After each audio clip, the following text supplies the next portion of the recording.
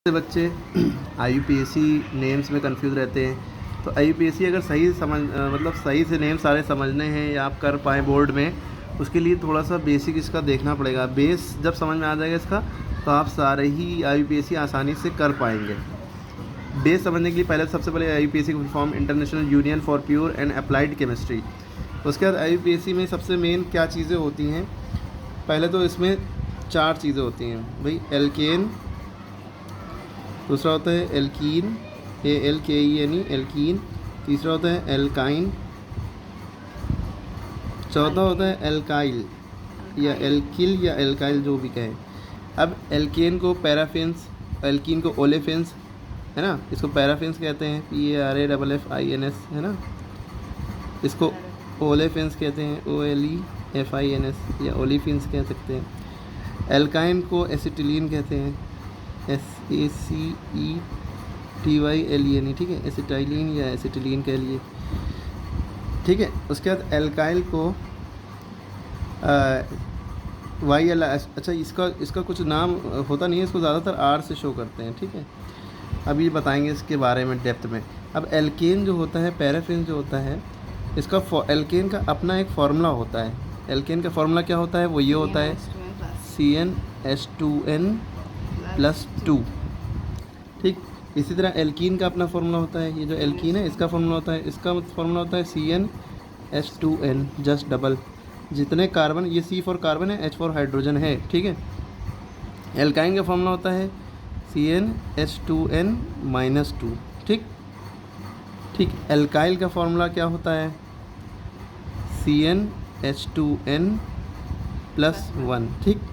ये इनके फार्मूले हैं। अब यहाँ पे जो C है, C फॉर क्या है, कार्बन, तो यहाँ H है, इसका मतलब होता है हाइड्रोजन। जो N है, N फॉर नंबर्स होते हैं, कितने नंबर, N की वैल्यू क्या हो। और इसका देखने से क्या पता चलता है भाई, जितने कार्बन हो उसके डबल हाइड्रोजन, 2N मतलब 2 गुना, जितने कार्बन हो तो उसके डबल हाइड्रोजन हो, और उसमें 2 और जोड़ दो तो एल्केन का नाम बनता है। एल्केन जब भी बनेगा उसके आखिरी में एन लगेगा, एल्कीन जब भी बनेगा उसकी आखिरी में ईन लगेगा, एल्काइन जब भी बनेगा उसके आखिरी में आइन लगेगा, और एल्काइल में आखिरी में YL लगेगा, ठीक। अब ये पता होने के बाद, अब जब कार्बन है, ये जो C फॉर कार्बन है, अब कार्बन की जितनी वैल्यू होंगी N की वैल्यू रखते जाएंगे। अगर कार्बन की वैल्यू 1 होगी, 2 होगी, 3 होगी, तब क्या नाम शुरू होगा, तो ये समझिए।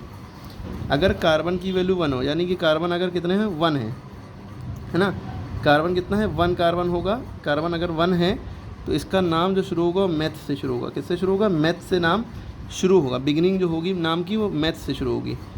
अगर कार्बन 2 है, 2 कार्बन है, तो नाम एथ से शुरू होगा, एथ, ETH, एथ या एसेट, एसेट कह सकते हैं। लेकिन मेन जो है आईयूपीएसी नेम, ये आईयूपीएसी नेम की शुरुआत है। आईयूपीएसी नेम बनते कैसे हैं, कह सकते हैं, ठीक है। 3 कार्बन है, कार्बन 3 है, तो इसका नाम प्रॉप से शुरू होगा, PROP, प्रॉप। 4 कार्बन है तो इसका नाम ब्यूट से शुरू होगा, BUT, ब्यूट, ठीक। 5 कार्बन है तो नाम पेंट से शुरू होगा, पेंट, ठीक है। 6 कार्बन है, अच्छा ये जो लिखा होगा यहाँ पे यूँ लिखा होगा, 2 का मतलब 3 का मतलब 3, ये C4, C5, C6 हेक्स से नाम शुरू होगा। C7 है तो हेप्ट, HEPT। C8 है तो ऑक्ट, क्या, OCT, ऑक्ट। C9 है तो नॉन, C9 के लिए NON, और C10 है तो डैक हो जाएगा, DEC, डैक, ठीक है। तो अब जैसे इसका मतलब क्या है, मैथ है। अब देखिए हम ज़रा सा, ये वाला जो फार्मूला है एल्केन का, ये वाला फार्मूला अगर हम उठाएं, CnH2n+2, हमने जैसे CnH2n+2 लिखा, CnH2n+2, ये किसका फार्मूला है, एल्केन का। N की जगह पे अगर हम 1 रख के देखें, ये जो 1 है, N की जगह पे अगर हम जहाँ N है वहाँ 1 रख के देखें, ये हो जाएगा C1H2 × 1, 2 और 1 के बीच में कुछ नहीं तो मल्टीप्लाई है, 2 × 1 + 2, ठीक। C1H2 + 2, पहले बॉर्डर मास के अकॉर्डिंग मल्टीप्लाई करते हैं, बाद में ऐड करते हैं। कभी ये ना कर दिएगा 2 + 1 3 कर दिया, 3 × 2 = 6, ऐसा नहीं। Border mass bracket of divide multiply add subtract, ना, वो सीक्वेंस होता है। डिमास जिसको कहते हैं, ठीक। C1 1 लिखो चाहे ना लिखो, 2 + 2 4 हो गया। तो ये आपने बहुत बार सुना होगा, देखा होगा CH4 कोई चीज़ होती है, CH4। अब इसका नाम क्या होता है, देखिए यहीं से नाम पड़ा, क्योंकि C कितना है, 1 है। यहाँ 1 लिखो चाहे ना लिखो, 1 छुपा रहता है, ठीक। 1 जब कार्बन 1 होगा, यानी कि C की वैल्यू 1 होगी, कार्बन 1 होगा, तो नाम किससे शुरू होगा, मैथ से। आपको पता है मैथ से नाम शुरू होगा ना, तो मैथ से नाम शुरू हो गया। लेकिन आखिरी में क्या लगेगा, वो हमने देखा, ये फार्मूला किस फार्मूले पे बेस है, इस फार्मूले पे। कैसे बेस है, जितने कार्बन है, कार्बन की वैल्यू 1 है, उसका जस्ट डबल हाइड्रोजन है, डबल 1 का डबल 2 हो गया, और +2, तो 2 2 4, तो जितने कार्बन हैं उसका डबल +2 हाइड्रोजन है, जितने कार्बन है उसका डबल +2 हाइड्रोजन है। तो ये फार्मूला किसका होता है, एल्केन का होता है। तो एल्केन जब भी बनते हैं तो उसके आखिरी में क्या लगाया जाता है, एन लगाया जाता है। तो मैथ हो गया आधा नाम, एन हो गया इस फार्मूले के बिहाफ पे, ठीक। इसी तरह अगर हम एन की वैल्यू 2 रखते हैं इसी फार्मूले में, CnH2n +2 फार्मूला था ना एल्केन का, एन की वैल्यू अगर 2 रखें तो C2H2 × 2, एन की जगह पे 2 आ गया, +2, C2H 2 2 = 4 +2, तो ये हो जाएगा C2H6। फिर अब देखिए कार्बन कितने आ गए, 2 हैं। जब 2 कार्बन होते हैं तो नाम H से शुरू होता है, ठीक है। तो अब यहाँ पे इसका नाम H से शुरू तो होगा, लेकिन हम देखेंगे किसका फार्मूला लगा है, एन का लगा है ना, CnH2n +2, जितने कार्बन है उसका डबल +2 हाइड्रोजन, 2 का डबल 4, 4 + 2 6 है ना, ठीक है। तो डबल +2 वाला मामला है, तो ये एन का फार्मूला है एल्केन का, तो आखिरी में क्या लगना चाहिए, एन, एथेन हो गया।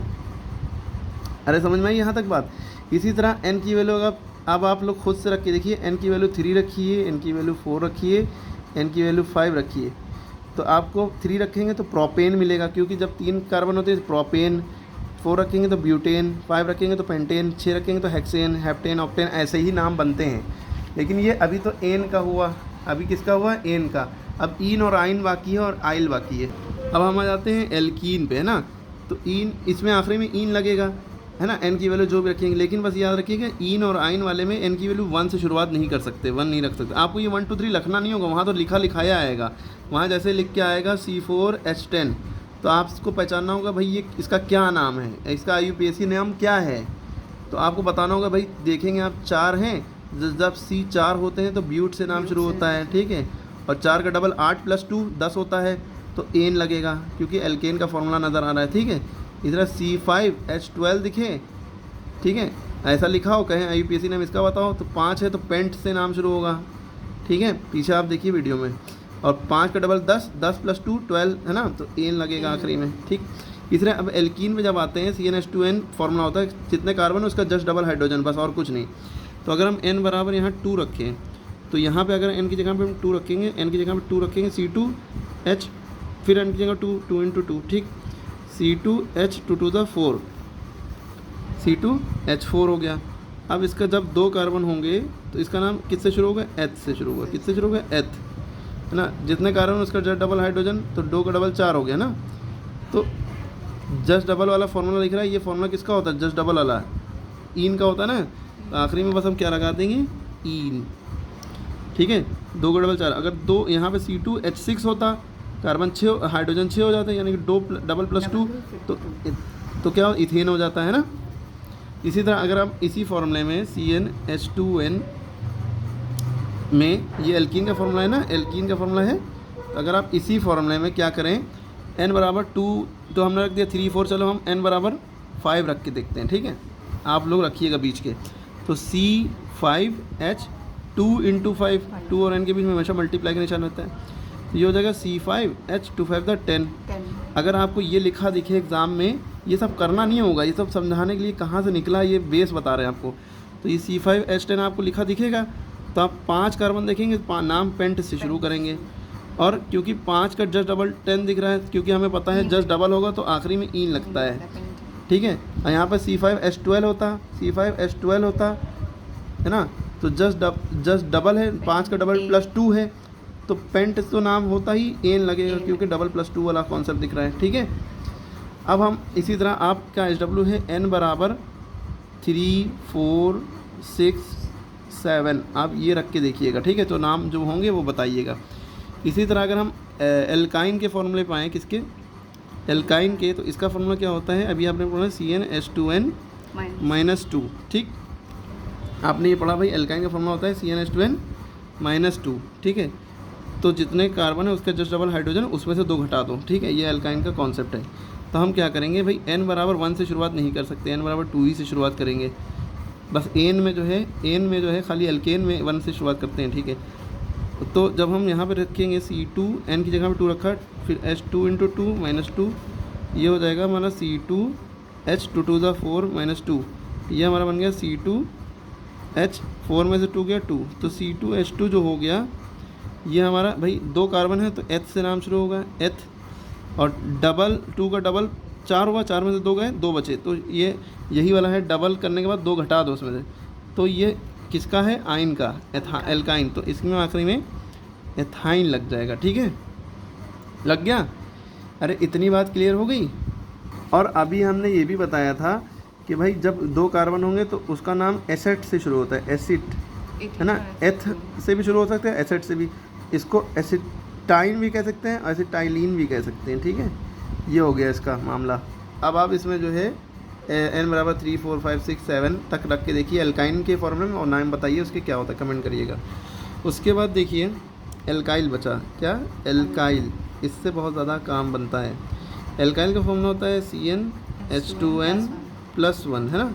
तो n बराबर अगर हम 1 रख के देखें यहाँ पे, इसमें रख सकते हैं C1H2 × 1 +1, ये हो जाएगा हमारा C1H2 × 2 +1, तो ये हो जाएगा C1H2 2 1 3। तो इसको हम 1 लिखो चाहे नहीं लिखो, इसको ऐसे लिख सकते हैं CH3। अब देखो एक कार्बन है ना, तो नाम मैथ से शुरू होगा, और डबल कार्बन जितना उसका डबल +1, तो आइल लगेगा, है ना, YL, मेथाइल। इसमें क्या था, इसमें आइन लगता था YNE, डबल -2 में, है ना। ये डबल +1 है तो आइल लगेगा YL, और डबल +2 होता है, यहाँ पे 2 होता तो एन लगता, मिथेन, है ना, CH4 हो जाता जब, ठीक है। इसी तरह इसका अगर हम CnH2n +1, ये एल्काइल का फॉर्मूला है। n बराबर अगर हम 2 रखते हैं, क्या रखते हैं, n बराबर अगर हम 2 रखें तो ये हो जाएगा C2H2 × 2 +1, C2H2 to the 4 +1, C2H5, क्या हो जाएगा, C2H5। अब इसको देखो, जब 2 कार्बन होंगे तो H से नाम शुरू होगा, H से नाम शुरू होगा, और क्योंकि डबल +1 का मामला दिख रहा है, 2 का डबल 4 +1, 4 +1 5, तो ये एल्काइल वाला है, तो आइल लगेगा आखिरी में, है ना। ये देखिए एल्काइल लगेगा ना आखिरी में, आइल लगेगा आखिरी में, क्लियर हो रही बात। तो यहाँ पे बस क्या हो जाएगा, एथाइल, ठीक है। अब इसी तरह आप जब ये इतना आपने देख लिया, इसी तरह आप प्रोपाइल, ब्यूटाइल, भाई C3H7 आपने देखा, तो आप समझ गए कि भाई प्रॉप से नाम इसका शुरू होगा, IPSC नेम लिखने को आए प्रॉप, और 3 का डबल 6 +1, तो प्रोपाइल, आइल, ठीक है। अब हम आपको दे रहे हैं, आपको बस 2-3 सेकंड का टाइम देंगे, आपको बताना होगा। जैसे लिख दिया C5H10, इसका जल्दी से बताइए, जल्दी से। तो इसका नाम क्या होगा भाई, आप लोग को टाइम मिला, तो जब 5 कार्बन है तो नाम पेंट से शुरू होगा, और जस्ट डबल है ना तो पेंटीन शैम्पू देखा है ना वो, ठीक है, पेंटीन होता है वो अलग चीज़ है। ये IPSC ने इसका ही हो गया। अब हम अगला दे रहे हैं C6H14, जल्दी बताइए, जल्दी बताओ, जल्दी नहीं बता पाए। इसका देखिए 6 कार्बन है तो इसका नाम हेक्स से शुरू होगा, है ना, और 6 का डबल 12, 12 + 2, तो एन का फॉर्मूला होता है डबल +2 वाला ना, हेक्सेन, इसका नाम हो जाएगा हेक्सेन, ठीक है। अगला देखिए, अगला बताइए,